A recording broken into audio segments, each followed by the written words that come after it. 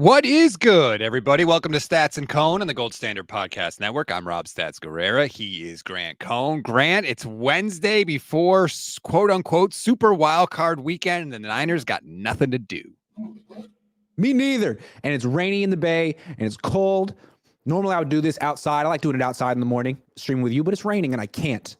So I'm inside, and I got my heater on, and that has set the stage for you. Now you can visual, but you can see me, so I don't need to do that. It's okay. What's the temperature there right now? Like 50 something, 54. Shut the hell I'm up. not built for that. When it dips below 60, I'm like, excuse me. We didn't sign up for this. Miami Dolphins, just soft and about to get worked in 9-degree Kansas City this weekend. Hey, we're a little bit tougher than people from Southern California, and we take pride in that. All right.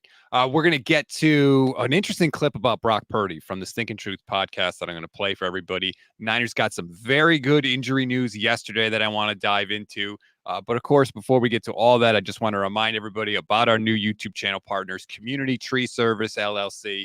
Very happy that they are friends of the show. If you have a yard and you need something done to your yard, call Community Tree Service. They'll handle it for you. Tree trimming, land clearing, hazard tree removal, home fire hardening, debris removal from the Central Coast up to the Bay Area. They will take care of it. And estimates are free. So you can get a hold of them three ways. You can call 831-763-2391. You can email estimating@cts831.com or visit their website at communitytree.com to schedule an appointment. And if you mention you heard about them from us and that you're a Niner fan, you get $200 off of your quote. So definitely do that. Don't tell them if you root for anybody else because they'll charge you $200 more. And Community Tree Service is licensed by the California State License Board, license number 1100816.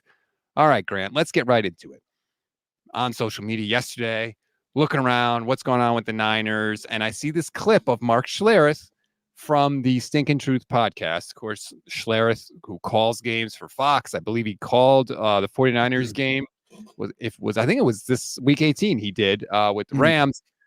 But he had an interesting clip about Brock Purdy, because if you don't know, the broadcast teams meet with players and coaches before games, and it's sort of like on the record, but not really on the record conversation. Like, it's understood that you're going to get some juicy info in those sessions, but you can't say like, hey, Kyle Shanahan told me XYZ. You just kind of have to use what you learn in those sessions to inform what you say during the game.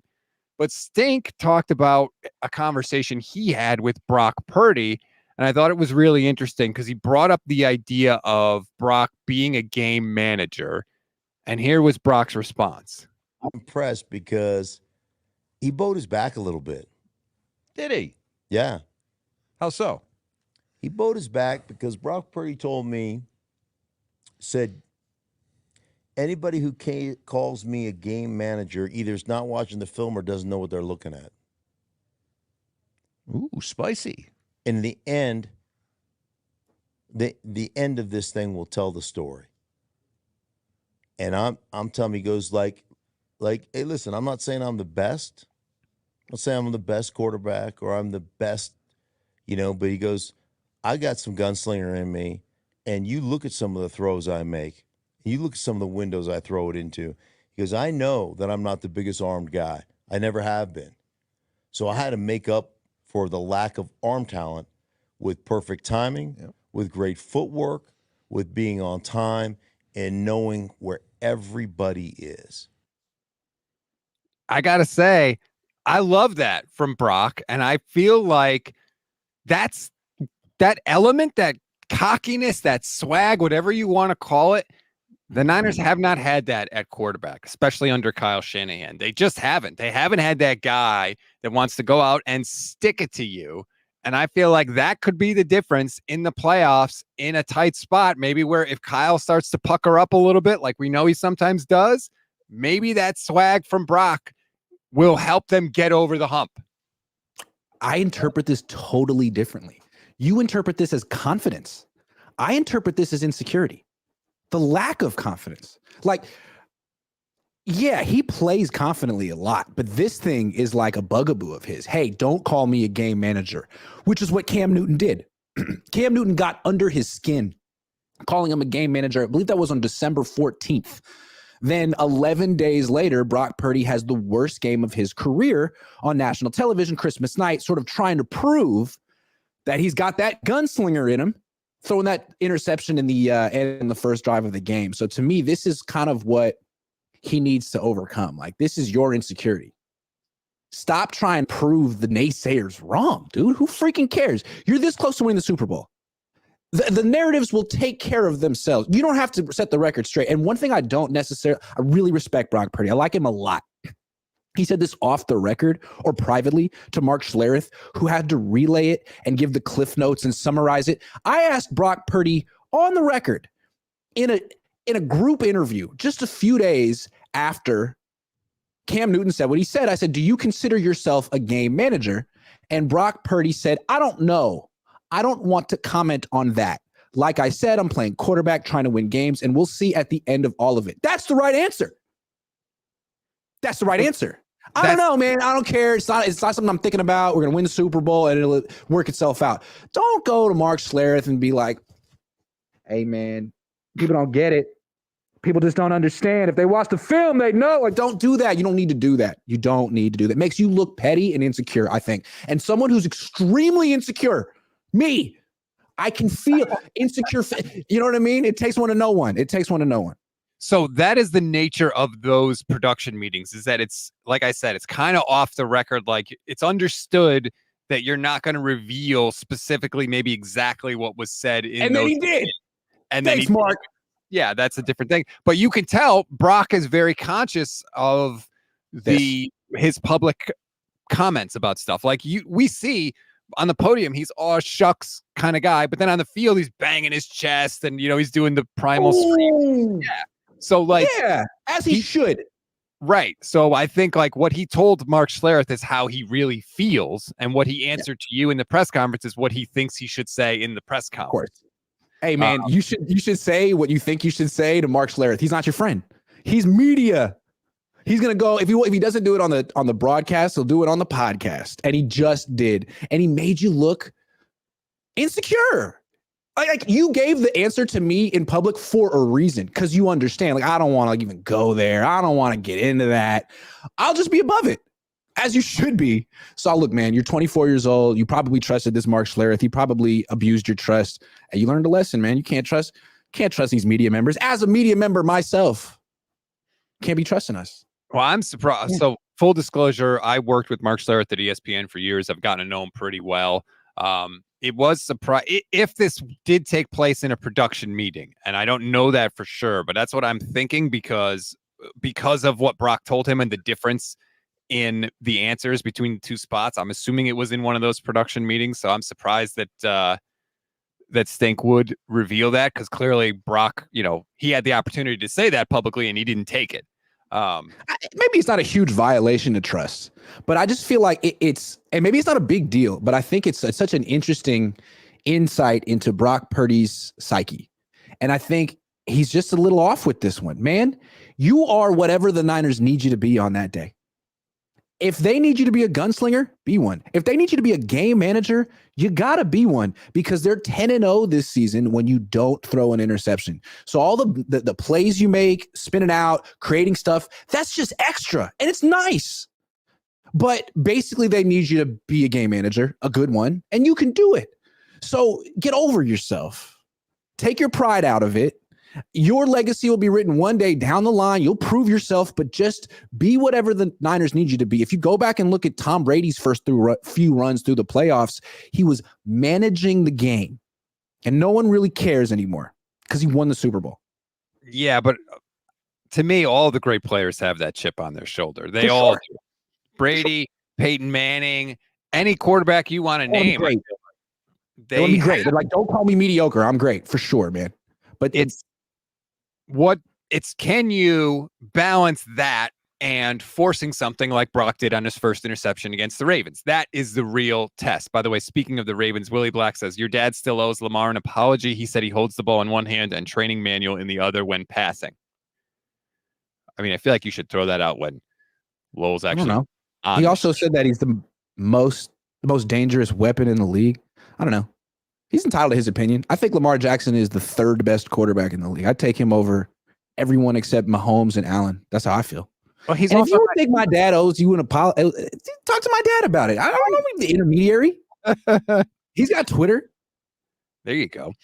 James Welsh says, you like it stats because you're a homer.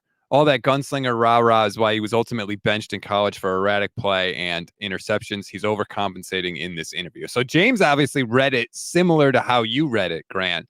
Also, the idea that I'm a called homer. you a name. I would never call you a name to your face. A So I don't homer? Me? That's hilarious. All people come at me as is that I'm getting criticized because I'm too mean to the 49ers. But I just think that, like, perfect example, the Super Bowl with the Chiefs in 2019. Like, you could see the tide kind of turning on the 49ers in the second half of that fourth quarter. And I feel like Jimmy's back there going, oh, God, don't screw this up. I can't mess it up. And ultimately, he did. And I feel like in the same spot, Brock would be like, all right, time for me to make a play. I got this. And I just feel like it would have turned out differently. We're talking about tone and sort of posturing here. And again, what he did was say, like, he condescended to people. When he's in public talking, he's one of us. He's the guy who has the roommate. But when he talks off the record, he's like, well, if you know the game, if you watch the film, dude, you just turned 24. Don't condescend to people like that, because that's not the image you're trying to portray. You're conscious of your image. You don't do that in group interviews and public interviews. So don't do it off the record, because then it makes you seem like there's the public you, the private you, and we all have that. But you're the quarterback of the Niners. You gotta be on it 24/7. You can't let Mark Schlereth see a different side of you, because that side doesn't exist to anyone except your wife and your parents. I don't know. Like, does Brock Purdy know more about football than I do? Yes. Does he understand film better than I do? Yes. Don't say it. If it's true, I don't have a problem with it. If it's true, which it is. Sure, of course it is. But like, then say it publicly. If then stand on it. Stand on it. Be that guy. Fair criticism. But you don't want to be that guy, right? Because it's kind of unseemly. Now you're like kind of like the bad guy. No, you want to be the aw shucks, backwards hat. You know, I could be your kid. I could be your brother. You root for me. Yeah, it's a great, wholesome image for the league and for you and for the team, all that. But I also think he has the right to defend himself if he wants to, though. I mean, game manager is but like no one can, from Cam Newton. Go talk to Cam about it. Hey, Cam, call Cam. I'm sure you could get Cam's number. Don't ask Cam, I didn't appreciate what you said. Don't That's ask what you do. for his number. Cam, why'd you say that about me publicly? Why did you do that? Let's talk. You could do that. But you would talk to Mark Schlereth about it, dude. Forget Mark Schlereth. He shouldn't be involved. Don't talk to Mark. Who's Mark? He's like in his 50s. Like, he's like your friend. Well, he was unannounced. He was calling the game. That's why he was talking to him. It's not like they just hung out. Like, tell me. I'm in the locker room, Brock. If you want to get stuff off your chest, you can trust me. I would never go on I don't even have a podcast. Trust me. Shiza says, I could care less if Purdy's a game manager, just win the Super Bowl. Nick Eller says, has Grant ever been more wrong than on every Brock Purdy take he has? No one thinks it's insecurity.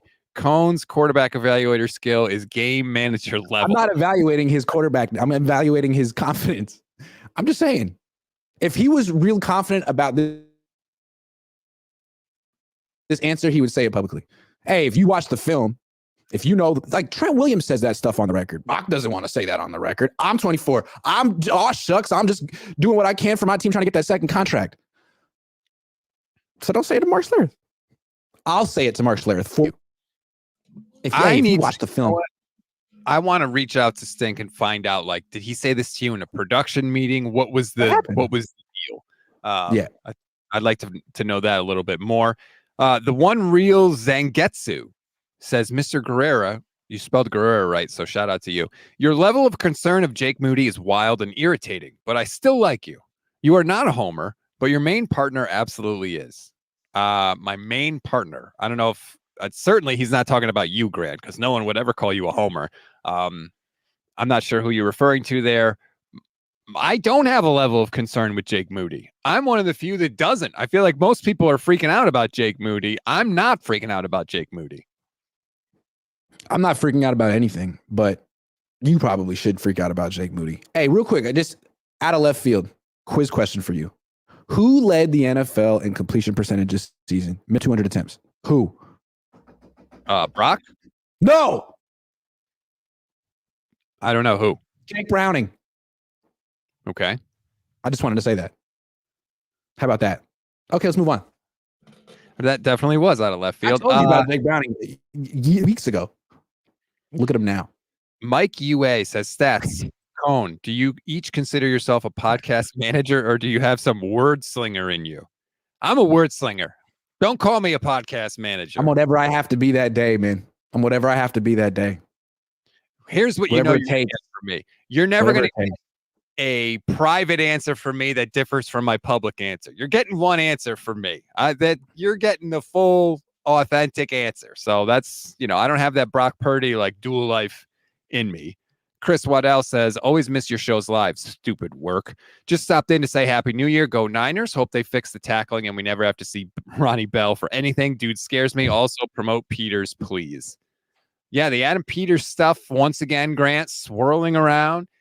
I believe he interviewed with the Commanders yesterday in Miami. Smart move, by the way. Don't interview for the DC job in DC in January. Go to a warm weather Miami. I think the Raiders want to interview him, a couple other places. Do you think that Adam Peters leaves this year? I don't think the Niners want to lose him, can afford to lose him. They already promoted John Lynch. They're prepared to give Adam Peters the general manager spot. And I think they're probably waiting to see whatever offers he gets from these bottom tier franchises so they can match it or come a little below it and say, all right, we'll keep you. I think that's probably what it is. They're not just going to rush in and be like, here's the general manager spot so that he can take that offer to other teams and be like, can you beat that? They're waiting, but I think they'll probably keep him because he's been the constant in their organization. He's the guy with personnel background. You're really going to give the whole thing to John Lynch and Kyle Shanahan, the guys who drafted Cam Latu and Jalen Hurd and Danny Gray and Titus Price. You can't. It's all or nothing. If you want to give Peters credit for the moves that the Niners have made in the roster, they have, fine. But you can't assign all the good moves to Peters and all the bad moves to somebody else. I just did. No, you're right. No, but the Niners have this weird quirk of being extremely inconsistent in the first 3 rounds and then just bailing themselves out on day 3 and with undrafted free agents. And I think people look at that and they're like, oh, well, you have a general manager who has no personnel background, a head coach who has as much personnel input as he wants. They'll probably insert their, flex their influence in the first 3 rounds with players they know, and then let the personnel department do their job. Once you get into the pick 107, 129, that kind of stuff, it would make sense, but we don't know it for sure. We don't. This is my question, because remember, John Lynch got the contract extension, and then a month later, we find out, all of a sudden, he also got promoted to president of football operations. If they really didn't want to lose Adam Peters, why didn't they just make him the GM? Announce the Lynch extension, say he's now the president of football operations, and we've also promoted Adam Peters to general manager. And then there is no hiring cycle with Adam. They don't have to. Think about it this way. Adam Peters has interviewed for a few jobs in the past, hasn't gotten them. Maybe the interviews haven't gone that well. Maybe he doesn't. Maybe he's responsible for Solomon Thomas and Reuben Foster and Trey Lance. Who knows? Right? Eric Bieniemy always had great stock with the media, but it wouldn't go so well in these interviews, and people be like, why? So maybe the Niners be like, we don't have to. Yeah, go interview with Washington and the Raiders and come back and don't get the job, and we'll just keep you where we are and give you not give you a raise. I mean, maybe they're just waiting and seeing because they feel like they have more leverage than we realize. But is that how you treat someone that you don't want to lose? Maybe they feel like they're not going to lose him. They must be really. Hey, if he gets an offer from the Raiders, we can match it. But who's to say he's going to get an offer from the Raiders? He's gone to lots of interviews.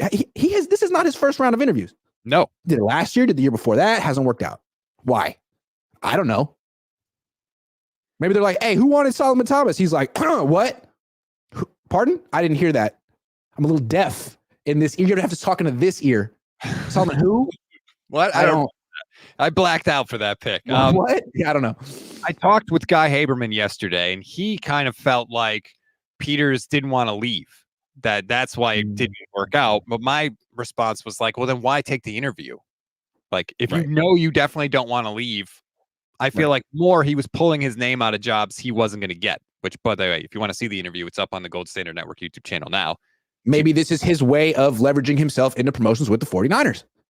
Maybe this is what you have to, maybe they don't, a lot of times in jobs, they don't just give you, hey man, you done a great job. Here's a promotion. You have to like work for it. You have to not just work for it, but leverage it. Maybe that's what he's doing. Why do we even know who Adam Peters is, dude? He should just be some dude in the personnel department. But for whatever reason, he is the unsung hero of the 49ers. We all know who he is. And he's responsible for all their good picks, and he didn't make the bad ones. How do we know that? Why is that the perception? But it is. Somehow, someone or him or someone has helped create this whole persona for him. It's great. Cash in. There's a lot of that when it comes to coaching and coaching candidates and front office candidates. There's a lot of like narrative peddling, let's call it, especially between like information, between like insiders, because the insiders all want the scoop. And so, hey, okay, I'll start pushing you and you could be my source for some stuff. And trust me, there's a lot of horse trading that goes on behind the scenes. Let's see. Italian Niner Vito says, here's a stat.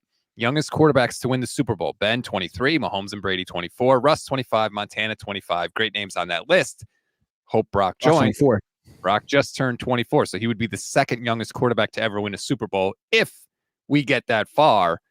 Just add it to the freaking pile of stuff, the incredible story that is Brock Purdy. If that were to happen, that would just be like no one's calling Big Ben Mahomes or Brady a game manager. That's all I'm saying with Brock to come back. Like if I were his agent, like look, all you got to do is finish the job this season. Narrative takes care of itself, and you take the high road. You never even entered it. You never got down into that conversation because it's beneath you.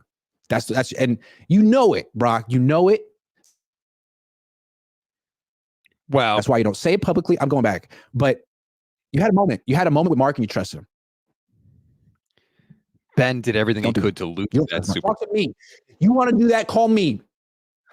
I'll talk to you about it. You talk. We can talk gunslinger all day, baby. Don't ever talk to Mark about that.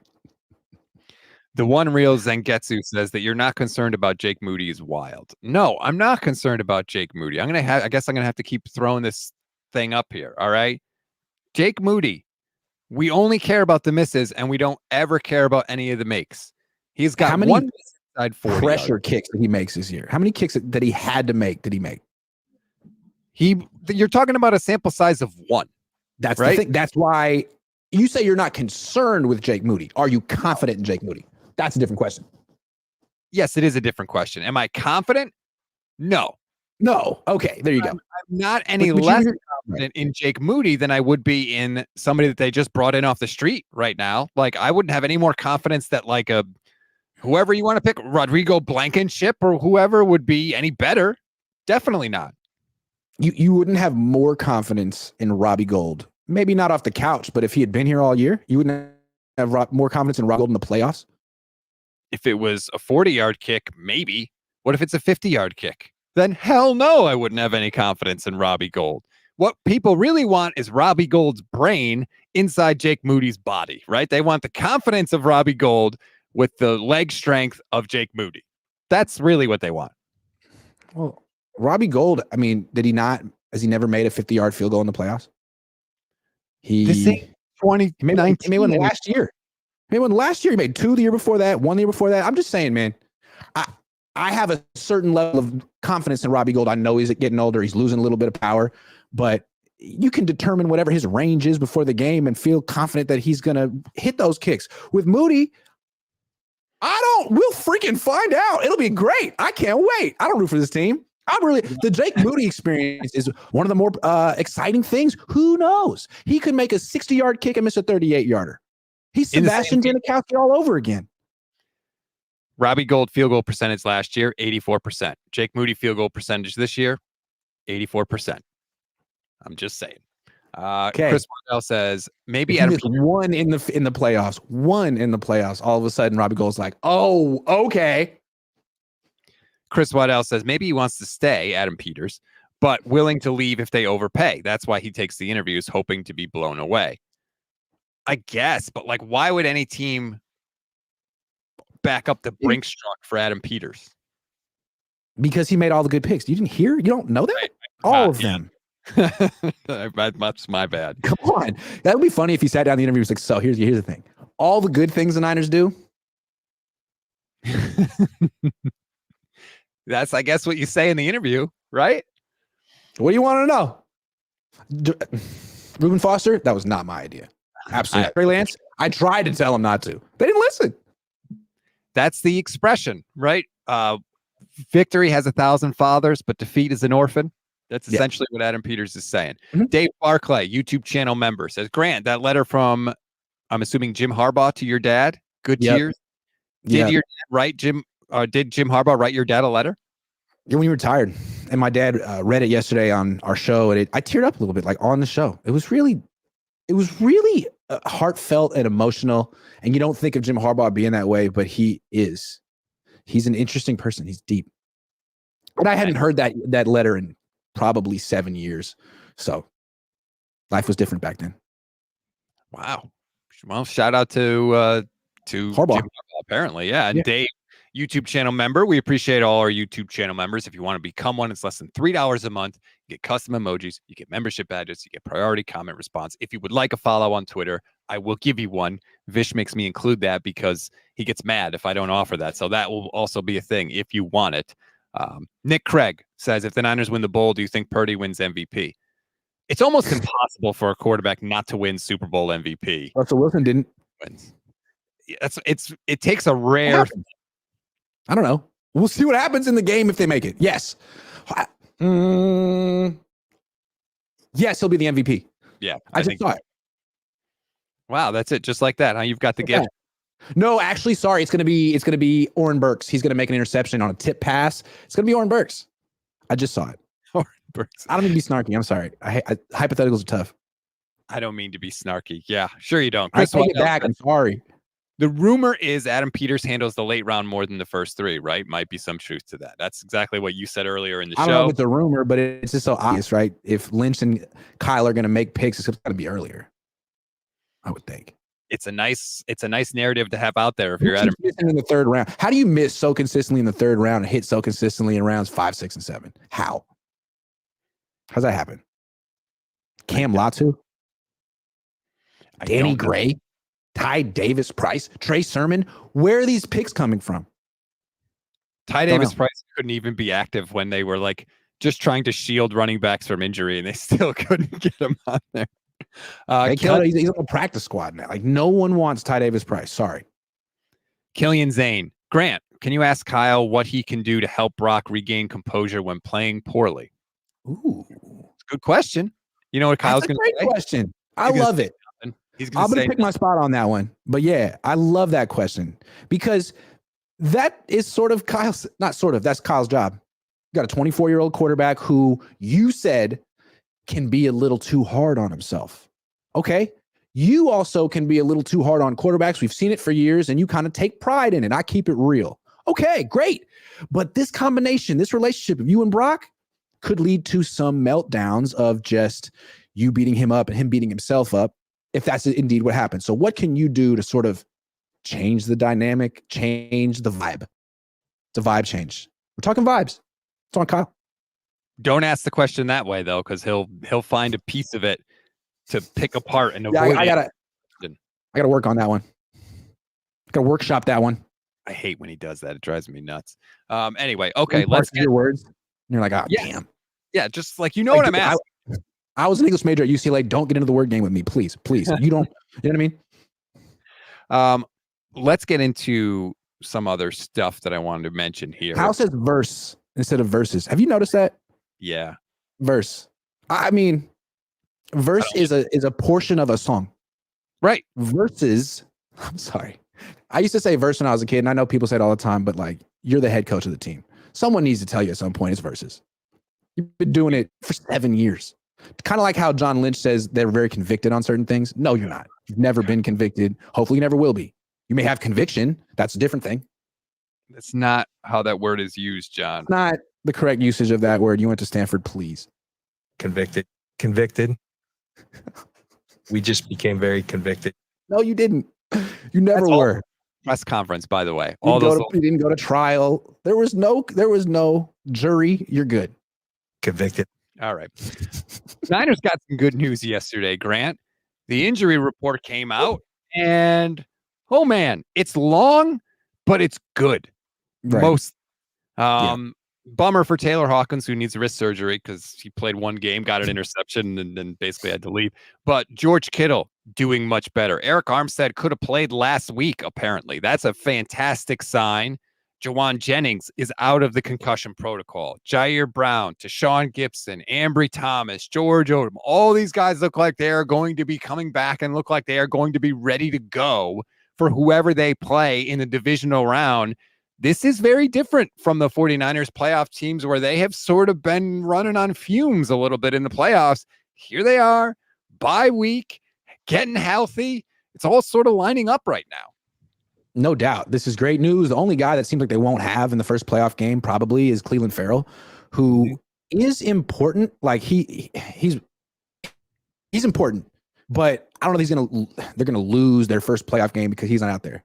Maybe, depending on who they play, because he's a really good run defender on a team that's not great at defending the run. And if they face Kyron Williams, that could be a factor. I don't know. The one that's funny to me is George Kittle, the back spasms, doing much better. That's the one injury that really there's no confirmation for. And I always felt that in basketball, when a coach wanted to sit a player for a game for whatever reason and not explain why, they just say he has back spasms. And you can't, okay, he got back, he feels better tomorrow. It's the kind of thing where you could keep him out as long as you want. And it could clear up whenever you want. So I thought that one was funny when they said he had back spasms. I'm like, why don't you just give him the day off? Right. Oh, he's back. He feels better. Great. That's what I thought. Good. Right. And it's the kind of thing. It's not like the concussion protocol where you would have to like pass exams. It's the kind of thing where it could go away whenever you need it to, right? Hey, my back hurts. Okay. Hey, it doesn't hurt anymore. Great. Good to have you back. Love you. Awesome. Fantastic recovery. Way to go. But yeah, I thought that made me chuckle. The one I don't know about is Dre Greenlaw, the Achilles tendonitis. Like, where did that come from? Like, that doesn't sound like a throwaway, ha, wink, wink kind of thing that Kittle may have been. But Achilles tendonitis? What? Pardon? Right. You could just give Dre back spasms also. But yeah, what? Like that sounds bad. Doesn't sound good at all. What is that?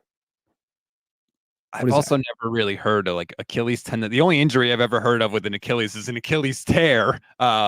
So if his Achilles is bothering him, ooh, I don't like it. I don't like that.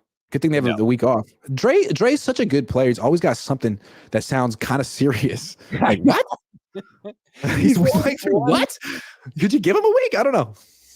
He's an inch away from disaster at all times. All the time. 15-yard personal foul or some horrible injury. The Dre Greenlaw experience is a lot of fun. Shout out to Dre. Good player. Hell of a player. Juan says, to be honest, that off-the-record interview did not sound like Purdy at all. He may have added some sauce to it. Can someone ask for a one-on interview with Brock Purdy? I can ask. They ain't going to give it to me, but I might be able to get a one-on-one interview with Mark Schlereth and might be able to find out. I think that does sound like Brock. I think that's the Brock that you don't know yet. And it's fine for him to have an ego. He goes up there and does this, I don't have an ego, I'm just 24. Like, dude, you're the starting quarterback for the 49ers. I'm sure you think you're better than most people think you are. And you're allowed to. And he's going to find his way to express that in a way that he's comfortable publicly in the next few years, especially when he gets paid.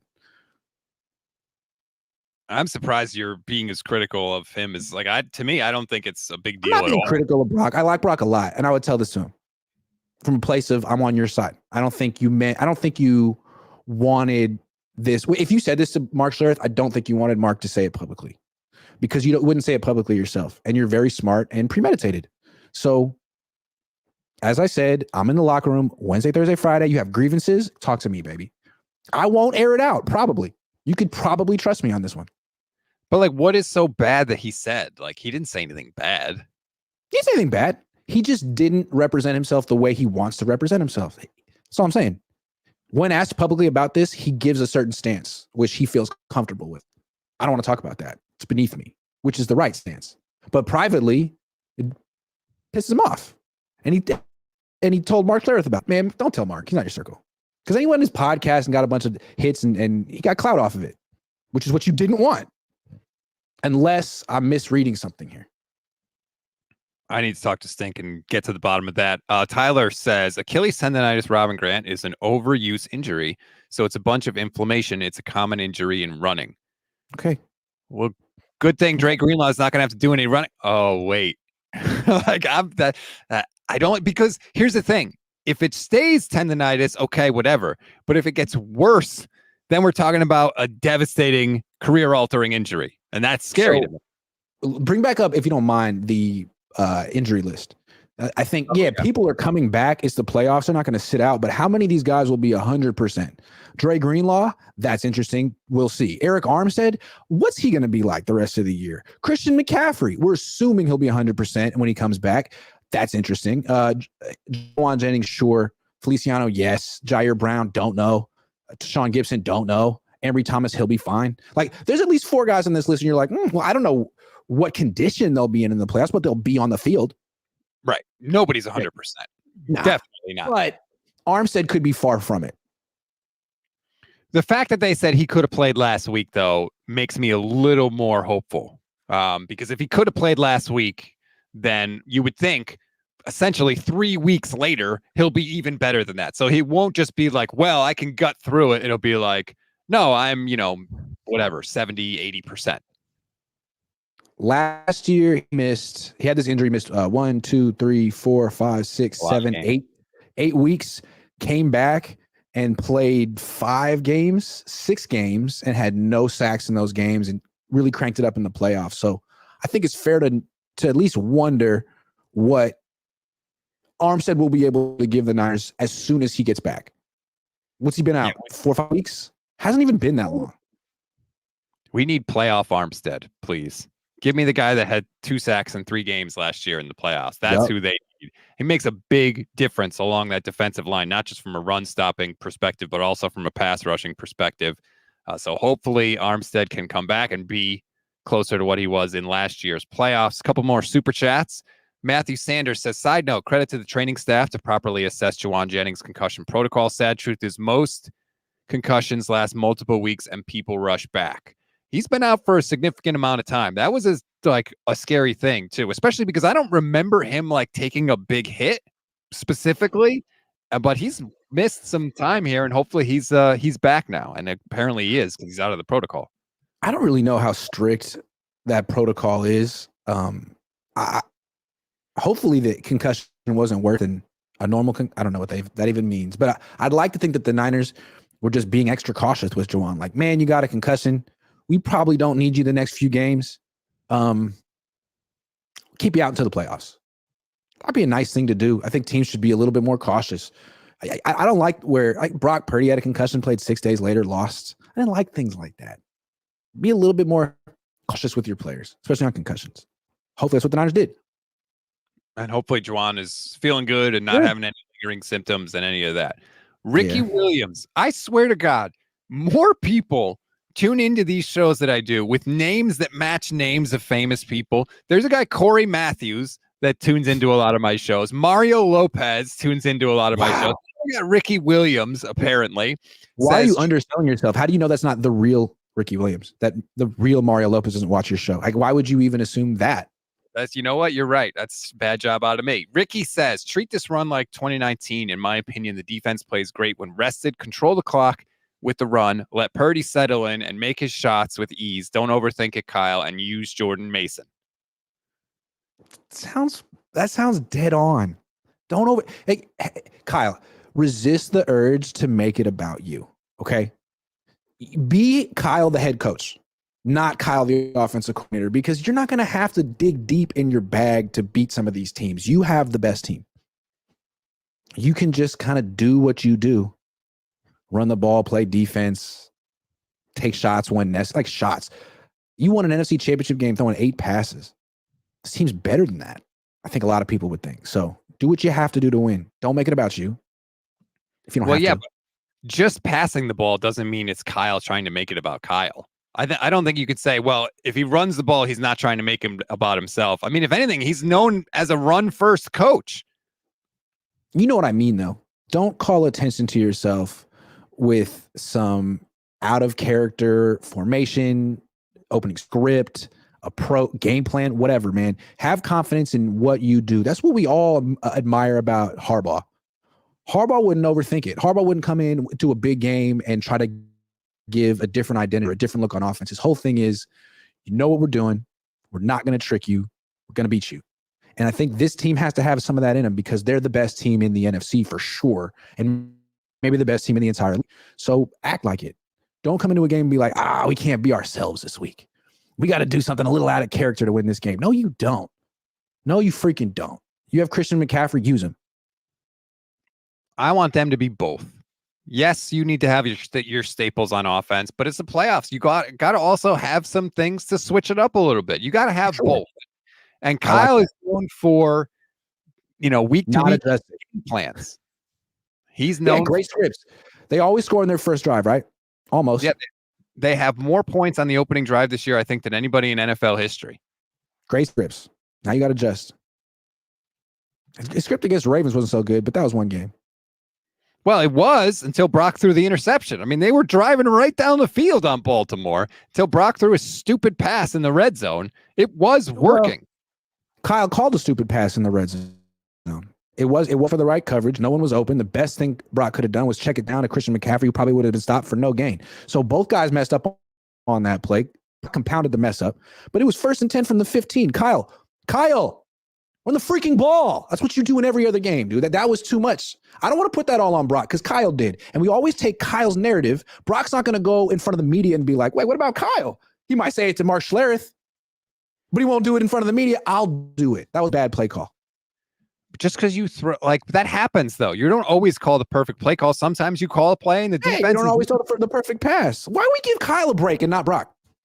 Because your coverage, wasn't the right coverage doesn't give Brock permission to throw an interception. That's why there are checkdowns built into the play. Don't throw an interception. Hey, don't call a bad play. Dave says, Patriot Builders of Montana watch Grant and Ryan. Juice was not wide open on that play for the record. That would have been a pick if they'd thrown to Juice. Great. Then throw it away. Watch the film. I'm not talking to you. I'm talking to the chat. Sorry. Watch the film.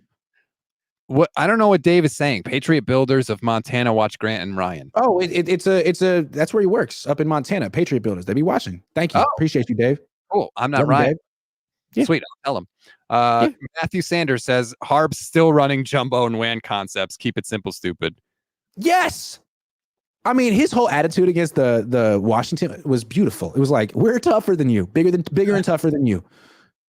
That's how we're winning today. And it was true. It was absolutely right. I loved it.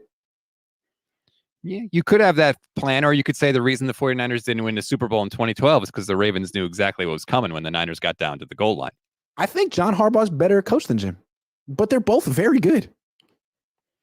They're both very good. He's coming back. If he comes back into the NFL this year, will you reach out to him? Will I reach out to him? I don't know that I'll reach out to him. And if he plays the Niners, I think a lot of. I saw him last year. He came to the game against the Chiefs and spoke before the game. I shook his hand. He said, "How's your dad doing?" And he has that really enthusiastic, deep eye contact. Like, I'm talking to you. I really like. I saw him last year. If I see him again, I will. Will you send him a congratulatory text? Do I have his number? I might have his number. Do you get the coach's cell phone number? Like any coach of the 49ers? Do I get it? Do they give it out to people or no? No, they don't give it out. You have to get that on your own. I don't have Kyle's number. I had Salah's number. I think I have Harbaugh's number. But it's the kind of thing like you don't text people hey, what's up? Like, it's right. I got your number, but I'm never going to call you unless it's really important. You know what I mean? Right. You can't abuse it. No. You can't be sending memes. Nah, you can't be doing what Debo does, just sending topless pictures. Hey, coach, what do you think?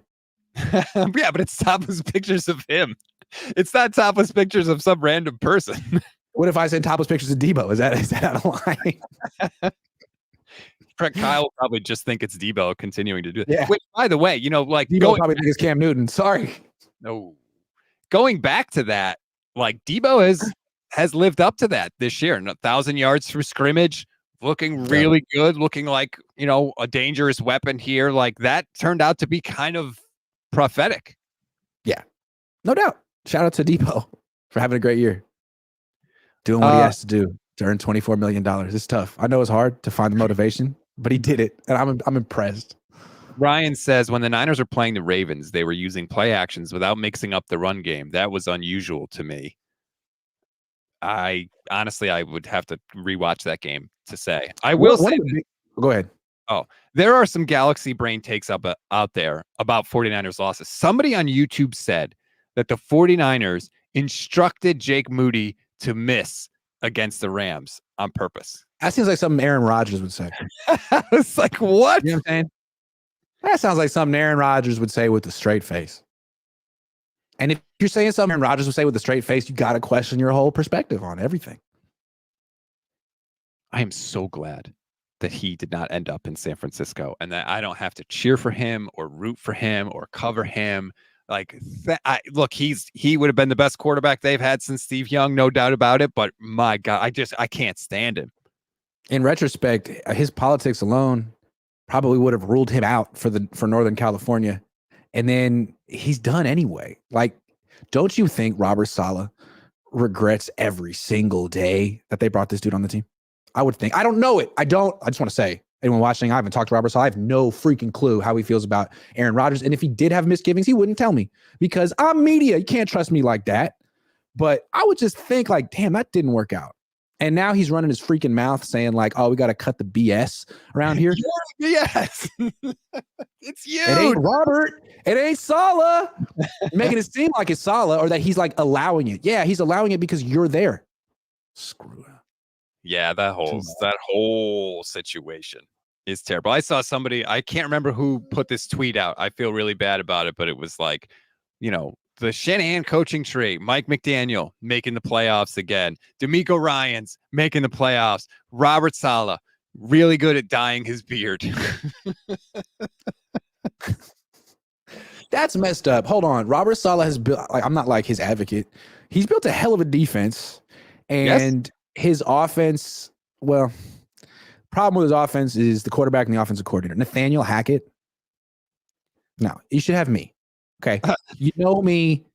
You know that I'm that guy. You got Nathaniel Hackett. That was no go. And then Zach Will. You should have just had Joe. If you just had Joe Flacco and whoever the offensive coordinator is, some other guy who isn't Nathaniel Hackett, you might have been okay. Might have been okay. That's the weirdest part. Like, you could say what you want about the 49ers backup quarterback position, and God knows I have crushed Sam Darnold and crushed the team for going to get him. But they did go out and address the position. They planned for what happens if our quarterback gets hurt again. The fact that the Jets had the ancient bones of Aaron Rodgers as their quarterback, and their backup plan was Zach Wilson, and then they who you don't like stuck with Zach Wilson when he continued to stink, and they just refused to do anything. I do not understand the thinking there. I would have been furious if I was a Jets fan. Right, especially when you see other teams such as the freaking Browns sort of figuring it out, or the Bengals. Like Jake Browning was out there on practice squad. There are guys, if you take this position seriously, and I think even Sam Darnold, I understood the Niners were trying to take it seriously, but you could do better than that. We saw Sam Darnold. He's fine, but he's still the same Sam Darnold. Just on a better team. He's still the same guy. Mm-hmm. Go draft someone a little bit better. Who cares that he was the third pick? He's a backup. You could get a Jake Browning type way later in the draft who probably would be even better for you. Now, I don't know who that guy is, but I'm going to start scouting. I'll have it for you in like a few months once the Super Bowl's over. Nick Eller says, Grant, don't do A-Rod conspiracy. Grant last week. Kyle will call the game different for Darnold because he loves him. LOL. Do you hear yourself? He did, though. He was showing you that he could throw those outs, those perimeter passes. He called some quarterback sneaks, some quarterback runs. Problem is, he just fumbles. But he doesn't pick. Give him that. The problem is, he sucks. Like, perfect example. They have a chance to win that game. All Sam Darnold's got to do is get him into field goal range. And I know he did throw some nice passes that were dropped. That is also true. But again, that doesn't give you permission to just drop the football out there for everybody to see. Like, that's what he does. That's what we don't need. He finds a way to lose. That's not the backup quarterback you want. I think we saw enough from Sam to say you could offer him $1 million next year, not $5 million. Nothing. Get rid of it. Offer him $1 million. You can offer him the vet minimum to come in and compete, but you're also drafting guys, bringing guys in. I'm sorry. So Sam is a free agent, and Brandon Allen is a free agent after the year, actually. So they're going to have to. I'd be more interested in Carson Wentz. I'm sorry. I know people don't like Carson Wentz. He might be a strange guy who doesn't get along with people. Don't know. But he beats the Niners. Whatever team he's on, he finds a way to win because he's frankly a starting quarterback in the NFL. Not a great one, but if you have him as a backup, you can win with him. I'm not sure you can win with Darnold. Official B&A Music. Considering how Favre and Rodgers have been, I'm extremely concerned about Jordan Love, a future scammer and walking troll account Hall of Fame quarterback. Yeah, the Packers have had quarterback uncertainty for about 5 weeks in the last 30 years. Favre, Rodgers, Love. Damn them, man. And like each time they had a whole vision. Favre, they didn't draft him. They brought him in. Another team had given up on him. Rodgers had to sit for a while. Love had to sit for a while. Other teams don't really do it like Green Bay.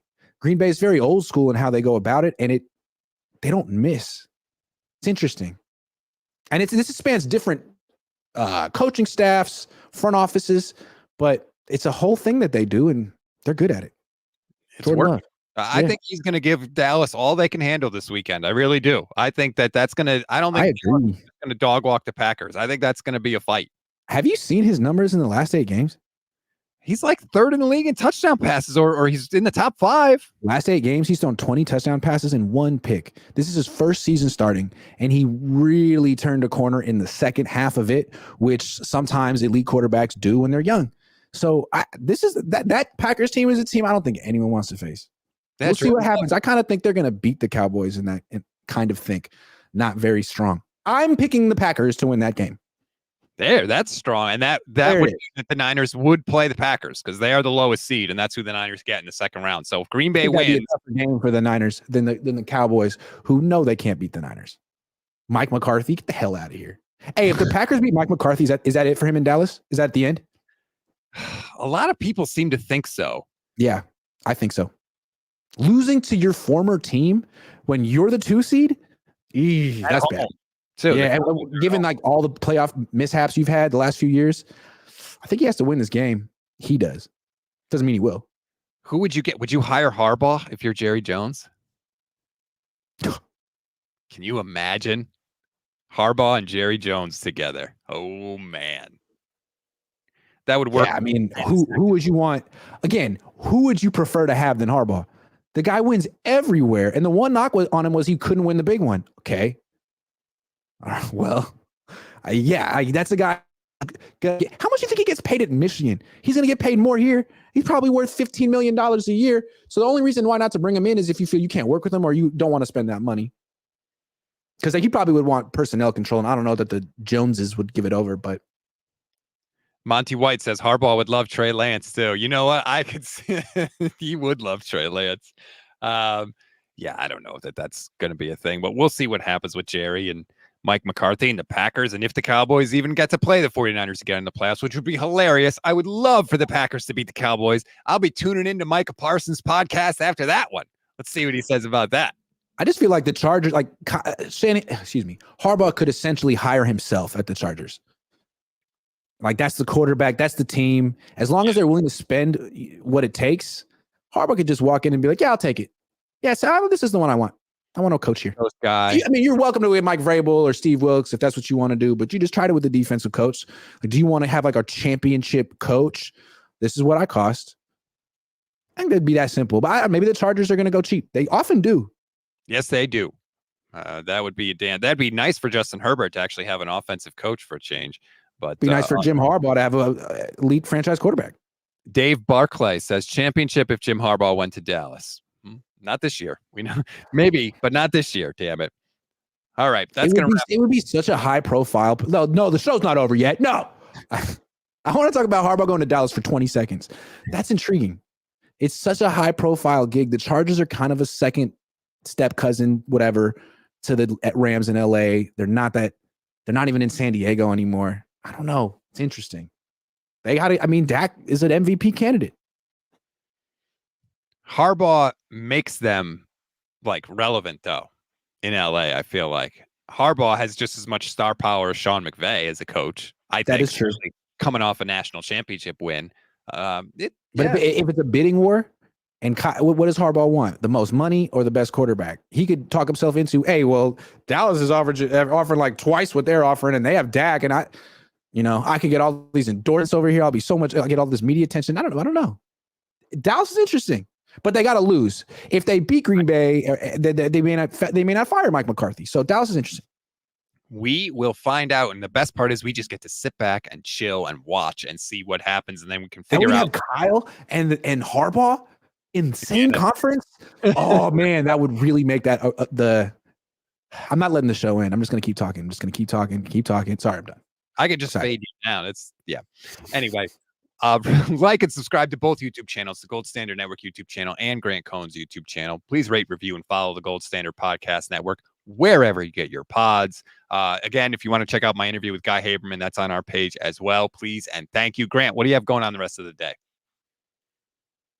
Working. I don't have to go to Santa Clara today. So I'm just going to be writing articles for SI. Check out si.com/NFL/49ers for my written content. And then if it stops raining, I could take a walk. But it might not stop raining. So maybe I'll lift in my garage. And then I got a show with Jesse, 6 o'clock Pacific, 9 o'clock Eastern, Niners After Dark. So I'll be thinking about more topics, and then I'll be talking about the Niners later today. There you go.